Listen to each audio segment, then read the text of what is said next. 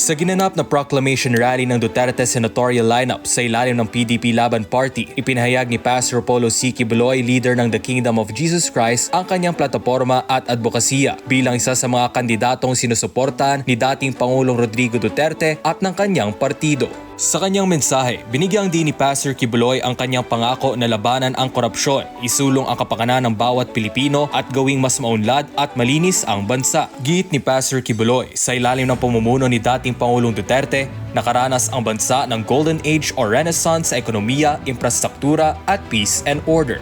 Nilabanan ng ating Pangulo ang mga makakaliwang teroristang grupo at ilegal na droga, mga salot sa lipunan. Dadalhin natin ang laban na ito sa Senado, gagawa ng mga batas na tututok na mabigyan ng maginhawa at mabuting pamumuhay ang bawat Pilipino. Ayon kay Pastor Quiboloy, huwag nating hayaan na ang kaba ng bayan ay lapastanganin ni Numan, wika ng butihing pastor. Zero corruption nga ang pangunahing plataporma ni Pastor Quiboloy dahil para sa kanya, ito ang pangunahing dahilan ng kahirapan. Ang pera ng taong bayan ay para sa pampublikong kapakanan, hindi sa bulsa ng kahit sino man. Ayon kay Pastor Quiboloy, kabilang rin sa kanyang mga panukala ang pagpapatupad ng death penalty para sa mga korap na opisyal ng pamahalaan at ang pagbuo ng isang Truth Commission kung saan magsasagawa ng transparency at accountability sa mga opisyal. Binanggit rin ni Pastor Quiboloy ang mga programa at proyekto ng The Kingdom of Jesus Christ na naglalayong mapabuti ang buhay ng mga Pilipino. Kabilang dito ang Children's Joy Foundation Incorporated para sa mga batang naulila, Keepers Club International para mailayo ang kabataan sa droga at masamang impluensya at Jose Maria College Foundation Incorporated na nakapagpatapos na ng mga profesional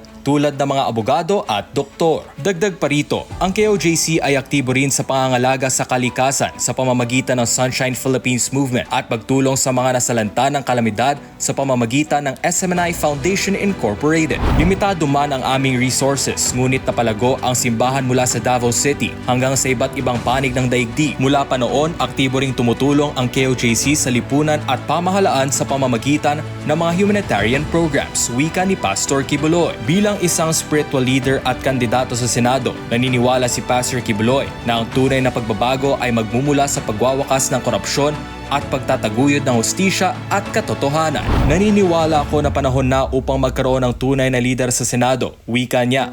Dagdag pa ni Pastor Quiboloy, huwag nating hayaang manaig ang mga gahaman sa pera at kapangyarihan.